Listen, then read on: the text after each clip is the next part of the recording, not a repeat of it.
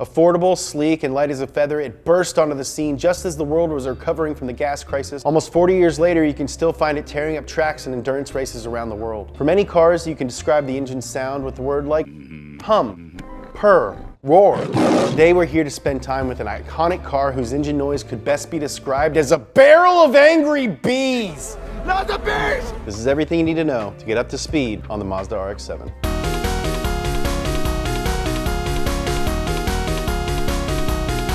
It would be impossible to discuss the RX-7 without talking about its engine. A Wankel rotary engine. What is a Wankel rotary engine, Pumphrey? The rotary engine works off the geometric principle of inscribed triangles inside of an dude. The rotary engine works off the geometric principle of inscribed triangles inside of an epitrictoid figure. Enormous words to describe the slightly mesmerizing movement of a triangle trapped in a pinched oval. As the triangle piston rotates, it creates three areas inside of the compartment. The phases of combustion occur around the outside of the triangle as it spins. The rotary engine was invented by German engineer Felix Wankel when he was a teenager. He didn't get around to actually marketing the engine until after World War II while he was working for a motorcycle company named NSU, Nebraska State University, holler. In 1959, NSU invited a group of engineers and leaders of the automotive industry from around the world to see Wankel's rotary engine. One of the men was Matsuda, head of what was then called Toyo Kogyo. Now, they had made their money creating auto rickshaws and later trucks under the name Mazda Go. Matsuda loved the Wankel. He immediately licensed it from NSU and brought the prototype to Japan. He essentially bet the farm on the engine and in 1961 told his chief engineer that it needed to be reliable and production ready as soon as possible. Within the first hour of running the prototype, the motor seized. Within a few days, it had blown itself up. Yamamoto's job was going to be a lot harder than he thought. The main problem was the tips of the triangular piston. As it spun around, it left chattering wear marks on the inside of the chamber. The team called them devil's nail marks. It was only after Yamamoto had a eureka moment while writing that they solved the problem. Using graphite from the pencil leads, they created apex seals. RX-7 guys, you know that word. And they gave the rotor smooth movement around the chamber without chattering. When all was said and done, after 80 prototype cars, Mazda released the Cosmo Sport 110 in 1967. Their very first rotary sports car. The Cosmo and the rest of Mazda's rotary fleet sold really well until the gas crisis hit. Now these are the gas prices last year.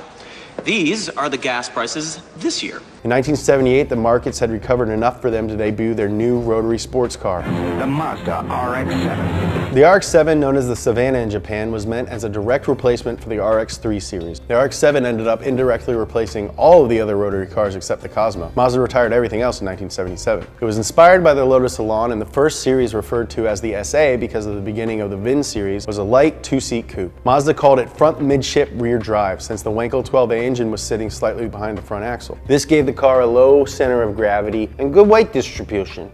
She's a good looking girl, she's got good weight distribution. While the engine was definitely light, it packed quite a punch.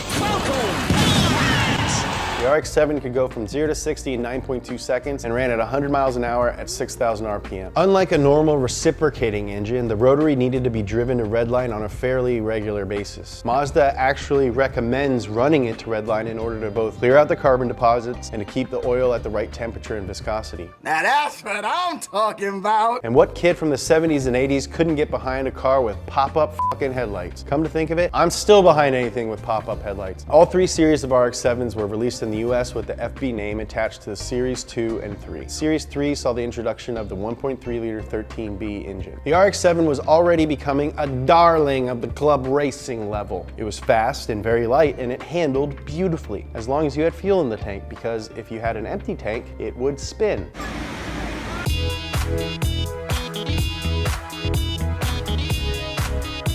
In 1985, the year I was born, Mazda redesigned the RX-7 for my birthday, and the second generation was born. This time they took inspiration from the Porsche 944, and the FC RX-7s were closer to a touring car with sports car highlights than the first-gen pure sports car. The Series 4, produced from 1986 to 88, came standard with the 13B DEI engine, with a turbo version available with 189 horsepower. Mazda also finally got around to upgrading to rack and pinion steering, which greatly improved what could politely be called its tendency to oversteer. It also traded out the clunky drum brakes for discs, and the Series 5 inched up the horsepower to 160 and finally to 200 with the introduction of the Turbo 2, the coolest car in Initial D. FC の進入スピードが速すぎるんだ。The FC was Motor Trend's Import Car of the Year in 1986, and the Turbo 2 earned its second placement in Car and Driver's 10 Best list as well. But even after adding a convertible top, the best RX-7 was yet to come. Enter the FD.